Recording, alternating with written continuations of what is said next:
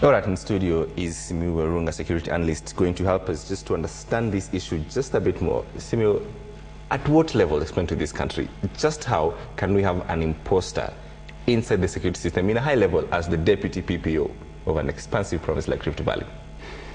I think the answer is very simple. This guy was not an imposter. Somebody appointed Oiganjo, somebody gave Oiganjo the position he was holding, and somebody gave Oiganjo the appointment that he was holding. Who's that somebody?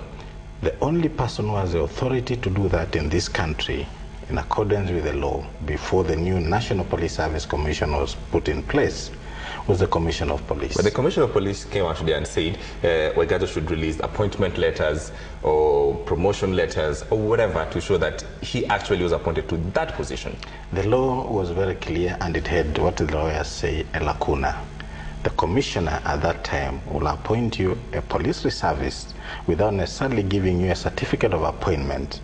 But by word of mouth, the Commissioner of Police will appoint you either police reservist or what they used to call special police officers.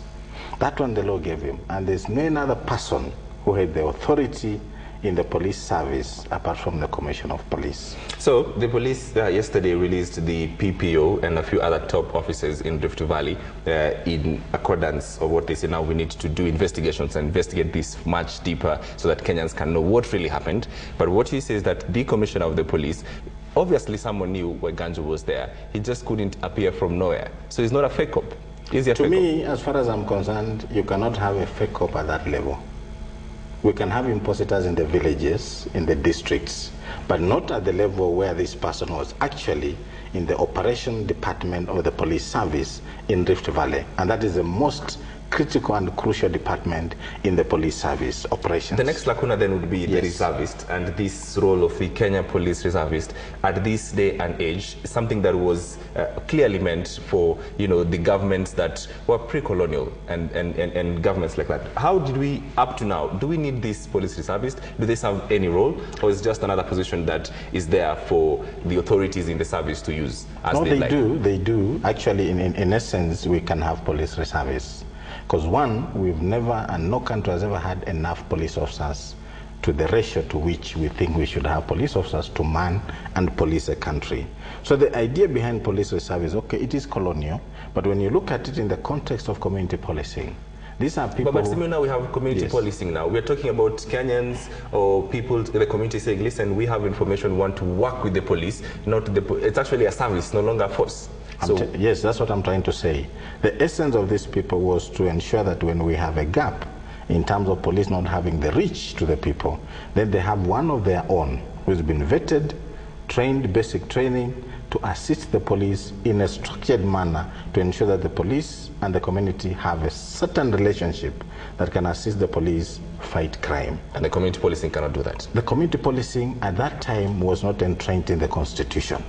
Now that we have it in the Constitution, that's why people fought and said, let's have community policing in the Constitution so that we have a structured relationship between police service and the Kenyan So people. in essence, we don't need that police reservist? At the moment, I don't think there's any requirement for us to have a police reservist. What we need is to establish structured, professional community policing schemes in this country where Kenyans will directly work together with the Kenya police. All right, I must ask you now about the wave of violence. And just weeks before the election, we see Tana Delta erupting, Mathare erupting. Basically, everywhere is just a hotspot, if you like. Are we unable to contain ourselves? Is the security enough? Or do you think this is linked to the March 4th election?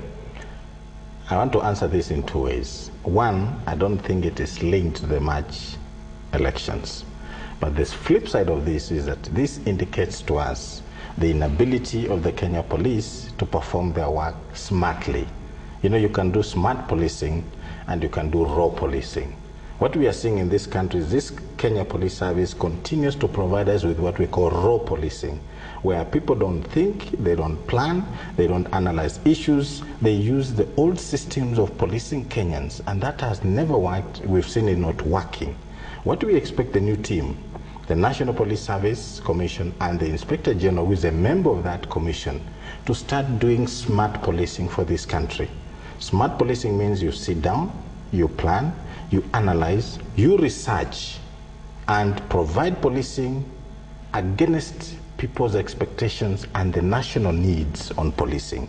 We've not seen that in this country. We continue seeing problems in this country.